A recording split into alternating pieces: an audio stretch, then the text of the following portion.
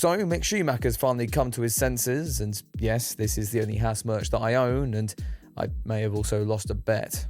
The German son of one of F1's all-time greats has dealt with more rejection than me over the last half-decade, and that's saying something. But it appears he may finally have moved on, and that decision could be good for, well, basically everyone. Let's set the scene first though. When having climbed up the ranks and won at every junior series that, well, actually mattered, Mick Schumacher was announced as a Haas Formula 1 driver for the 2021 season. This coming just days after Romain Grosjean exploded, and really, that was quite a good metaphor for what was to come. 2021 was a throwaway year, Haas seemingly attempting to set the record for the worst season, both on and off track, which is particularly impressive when you're contending with the sentient mop of 2019. Then we get to Schumacher's sophomore season in 2022, which was also a throwaway year, albeit in the sense that Mick was busy throwing his VF22 into any and every Armco barrier he could find. That can happen with rookie drivers from time to time, but even when Mick was able to keep it out of the walls, things weren't going a whole lot better.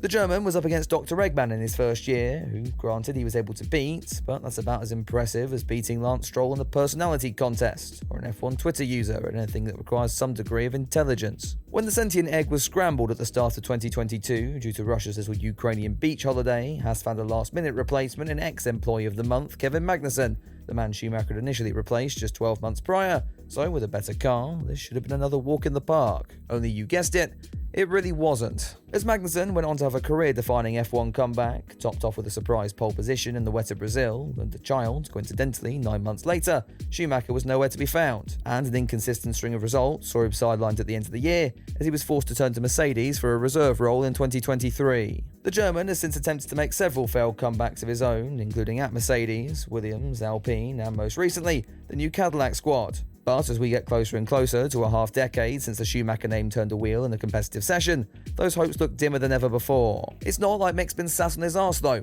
and you might just be surprised to hear that the German's done, well, actually rather well for himself. While Schumacher may have missed out on the Alpine F1 seat that eventually went to Jack Doohan for all of 5 minutes in 2025, he's been hard at work in the team's hypercar program over in the World Endurance Championship.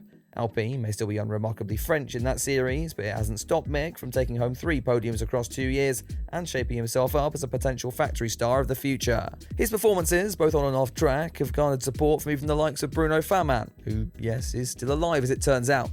Only, WEC was never really Schumacher's calling. The love was always there for single-seaters, and if Formula 1 was out of the window, well, maybe IndyCar is the next best thing.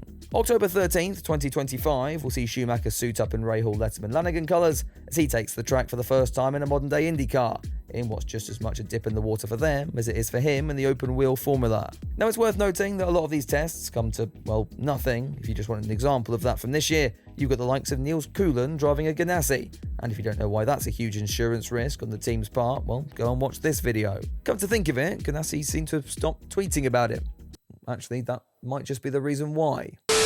If rumours are to be believed, a strong showing in this test could well see an invitation stretched out for a full-time drive in 2026, and that's a bit of a risky move when you consider the state of play in IndyCar at the moment. In what looked to be one of the world's least silly seasons in recent memory, the IndyCar driver market has exploded with the ferocity of a 200-pound Karen who's just found out the McFlurry machine is broken again. And with experienced hands like Rinus VeeKay or Conor Daly on the market, outfits like RLL have an abundance of sensible options when it comes to their final lineup in 2026. It's also worth pointing out that it's not completely clear if they have a seat to give away anyway. Louis Foster is locked down long-term, Graham Rahal is the boss's son, so all hell nepotism, and Devlin DiFrancesco allegedly has a performance clause in his contract, which, considering he finished 26th in a 27-car field, might just put his name on the chopping block actually. So returning to who might take up that seat then, and while yeah, there are experienced hands out there, that Schumacher name might just be too attractive to turn down. Cash is king in series like this, and an opportunity to bring in new, more lucrative sponsors from other parts of the globe is likely a massive factor in why this is all going down. And the same applies from a fanbase perspective, as the hordes of 13-year-olds on Twitter frothing at the mouth for someone that German bratwurst is already proving. Schumacher would be the next in a long line of ex-F1 rejects to take part in the American Open Wheel Series, and while most tend to do fairly well, That's by no means a guarantee. The stats get even murkier when you look back at the F2 graduates. Marcus Armstrong might be doing fairly well, but Callum Ilott could only throw together a good result once every 3 years, while Schumacher's fellow F2 champion, Teo Pourchaire, flew onto the scene before seemingly vanishing off the face of the planet. Though that can happen when you sign for McLaren these days. What acts in the German's favour here is the IndyCar chassis though, and the fact that it stays relatively spec with the exclusion of the engine in the back of it. If you head back through Schumacher's racing record, then you'll start to see a bit of a trend develop. He'll spend between 6 months and a year getting used to a series, or more specifically, a particular car, and then dominate said championship in his second season. One podium in F3 turned into 14 the following year, and a similar performance in F2 saw him quadruple his points tally to become champion in 2020. Back at the time, I said this could be an issue coming into Formula 1, where the car is changing constantly and Schumacher would never get an opportunity to settle in, and in a rare case for this channel, I think I was actually right. If the pinnacle of motorsport is good for anything, it's taking teenagers, lining them up, and f***ing them.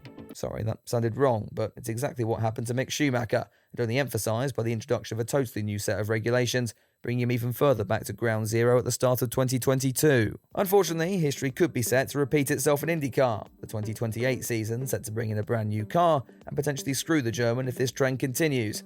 That makes getting on the grid in 2026, and thus this test with RLL, even more important than ever before. There's also the argument that with WEC offering at least consistent results and a pay packet much bigger than Mick could receive across the pond, why exactly would you leave? But the Schumacher name was forged in the single-seater, and maybe it's time to rekindle that legacy once again, and, well, hopefully better than last time. I said at the start of this video, this move could be good for everybody, and really it is. Schumacher gets to return to a cockpit of a single-seater and show the motorsport world what everyone has apparently missed in a series that's growing commercially every year. Plus IndyCar and RLL get a huge name and likely a huge sponsor payout as well. Oh, and best of all, Devlin DeFrancesco's back at the job centre. What do I think? Well, you've probably not asked, but if I was RLL, I'd probably just play it safe and sign either VK or Daly. But this is IndyCar, and quite frankly, it's never really that straightforward over there. If I look at this test on the whole, I personally don't think it will go anywhere, but I've been proved wrong plenty of times before, and if it does, then it'll be a great short-term boost for the series on the whole, and as someone who spent many an evening alone in his bedroom covering it, I'm not going to complain about that one bit. Let me know what you think of it all down in the comments below, and if you've enjoyed this video, then you'll probably also enjoy this one. I'd tell you more about it, but I've not decided what's going to go up there yet. In fact, it could be anything above my head right now. But if you're still here, you probably also ended up enjoying this one, so I'd really appreciate it if you hit that subscribe button if you haven't already, as we get closer and closer to that 200k target at the end of the year.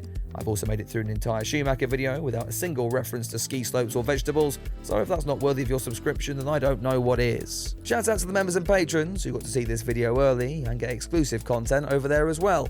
All links are down in the description if you'd like to find out more, but that's all from me for now, so I'll see you soon with another video on another topic on another day, but until then, have a good one.